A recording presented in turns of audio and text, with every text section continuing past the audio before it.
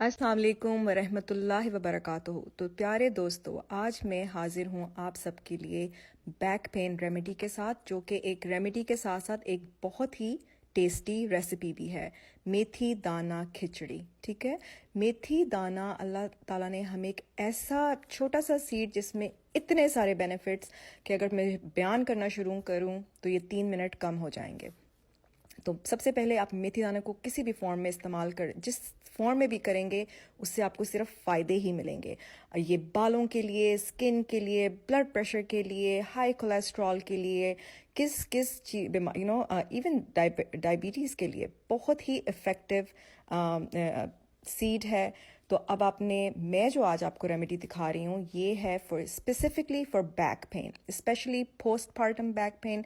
अक्सर post delivery ladies complain करती हैं बैक पेन के बारे में। तो ये एक बहुत ही इफ़ेक्टिव रेमेडी है फॉर बैक पेन, और ये मेरी प्यारी सी दादी जान की रेसिपी रेमेडी है जो कि अब इस दुनिया में नहीं है। अल्लाह ताला उनकी मग़फ़िरत फरमाए और इस रेसिपी को उनके लिए सदका जारिया बने, आमीन। तो अब आते हैं रेसिपी की तरफ। सबसे पहले आपने, जैसे लेट से कल बनानी है ये रेसिपी, तो आप मेथी दाना को ओवरनाइट सोक करेंगे।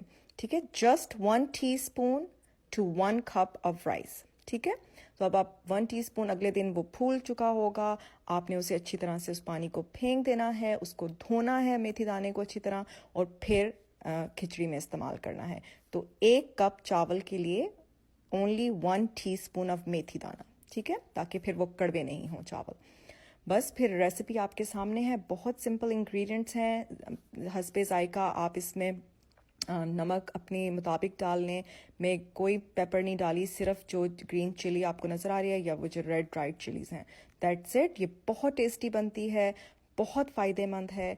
इसको सबके साथ शेयर करें, बच्चों को भी खिला सकते हैं, हर कोई इससे फ़ायदा उठा सकता है। बल्कि इसको अपने वंस अ मंथ अपने डाइटरी प्लान में ऐड करें, बहुत बेनिफिशियल है और इंशाल्लाह आपको फ़ायदा ही होगा। ज़रूर ट्राई करें, मुझे बताएं कि आपको ये रेमेडी कैसी लगी, और अपनी दुआओं में मुझे याद रखें।